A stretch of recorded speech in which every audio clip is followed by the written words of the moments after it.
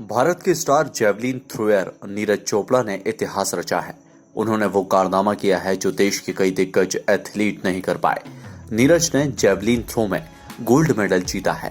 भारत का Olympic athletics में ये पहला मेडल है और वो भी गोल्ड। भारत के लिए खेल में सबसे बड़ा दिन नहीं हो सकता है। नीरज ने फाइनल मुकाबले की शुरुआत शानदार की थी। उन्होंने पहले प्रयास में 87.03 मीटर का थ्रो किया था। उनका ये फॉर्म जारी रहा। नीरज चोपड़ा ने दूसरे प्रयास में 87.58 मीटर का थ्रो किया। कोई भी एथलीट्स इससे ज्यादा का थ्रो नहीं फेंक पाया है। चेक रिपब्लिक के जेकब वेल्डलेज 86.67 मीटर के थ्रो के साथ दूसरे स्थान पर रहे। उन्होंने सिल्वर मेडल पर कब्जा किया। कांस्य पदक चेक रिपब्लिक के विट देसलाव वेस्ली ने जीता। उनका थ्रो 85.44 मीटर का था। हरियाणा के पानीपत में जन्मे नीरज किसी विश्व स्तरीय एथलेटिक्स चैंपियनशिप में स्वर्ण पदक जीतने वाले दूसरे भारतीय एथलीट हैं। उन्होंने 2016 में पोलैंड में हुए IAF U20 विश्व चैंपियनशिप में 86.48 मीटर के जूनियर रिकॉर्ड के साथ स्वर्ण पदक जीतकर एक उपलब्धि हासिल की थी। जी, आप तो भारतीय सेना में हैं और जी सेना सर। के ऐसे कोने से अनुभव है, जो अनुभव वो कौन सी ट्रेनिंग है जिसने आपको खेल में इस मुकाम तक पहुंचने में मदद की?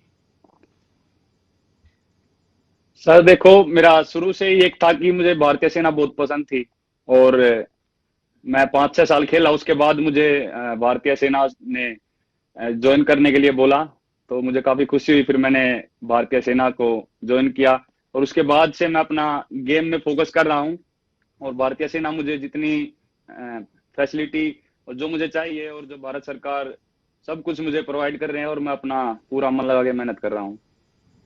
नीरज जी, मैं आपके साथ साथ आपके पूरे परिवार को भी देख रहा हूं। आपके परिवार को भी मैं प्रणाम करता हूं।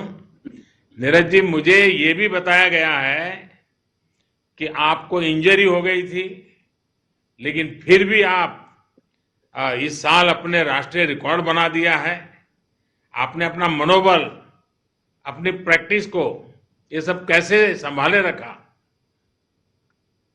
मैं मानता हूं सर कि जो इंजरी है वो एक स्पोर्ट्स का पार्ट है। तो जो मैंने 2019 में काफी मेहनत की थी, उस साल वर्ल्ड क्या चैंपियनशिप थी आपको हमारी तो और इस आपको स्पोर्ट्स की इंजरी में भी स्पोर्ट्स पर स्पिरिट दिखता है।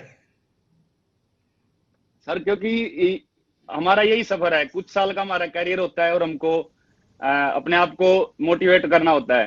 तो मेरा एक साल इसकी वजह से खराब हो गया था क्योंकि मैंने तैयारी काफी की थी वर्ल्ड चैंपियनशिप के लिए और एशियन चैंपियनशिप के लिए, लेकिन इंजरी की वजह से वो उसमें दिक्कत होगी। फिर मैंने अपना पूरा फोकस ओलंपिक पे किया और अब दोबारा से कम बैक किया अच्छे से। मैंने फर्स्ट कंपटीशन खेला, उसमें ही ओलंपिक क्वालिफाई कर दिया था। उसके बाद फिर कोरोना की वजह से ओलंपिक पोस्टपोन हो गया, तो फिर अपनी तैयारी कंटिन्यू रखी सर और फिर उसके बाद जो दोबारा से कंपटीशन खेल ले और फिर अपनी बेस्ट करके नेशनल रिकॉर्ड किया। और अभी भी सर पूरी मेहनत कर रहे हैं, कोशिश कर रहे हैं कि जितना अच्छा हो सके उतना बढ़िया करके आए ओलंपिक में। नीरज जी, बहुत अच्छा लगा आपसे बात करके। मैं एक महत्वपूर्ण बात आपसे कहना चाहता हूं। आपको अपेक्षाओं के बोझ तले दबने की जरूरत नहीं है। आप थैंक यू सर। अपना 100% दीजिए, बस यही मिजाज, बिना सर किसी दबाव यही के कोशिश है। यस पूरा सर। प्रयास कीजिए। मेरी आपको बहुत शुभकामनाएं हैं और आपके माता पिता को भी प्रणाम है। नीरज जी, नमस्ते। नमस्ते सर। और बहुत बहुत बधाई आपको। Thank you sir, thank you so much. आज ओलंपिक का समापन की दिशा में जा रहा है और आपने देश को खुश कर दिया। हाँ, बस कोशिश करें वही था कि बस ये मेरा लास्ट सबसे लास्ट ईयर है कि मैं इंडियन में, तो बस कुछ अच्छा करना है और गोल्ड जीतना हूँ और तो बहुत खुशी की बात है। बहुत अच्छा लगा और मुझे लगता है कि सभी जो अपने भारत और जो अपने लोग देख रहे थे उनकी बहुत दुआएं और उनका सपोर्ट था पीछे थे इतने ज्यादा लोगों का, तो शायद उसी ने मुझे यहाँ पे आज पहुँचाया है। पानीपत ने पानी दिखा दिया।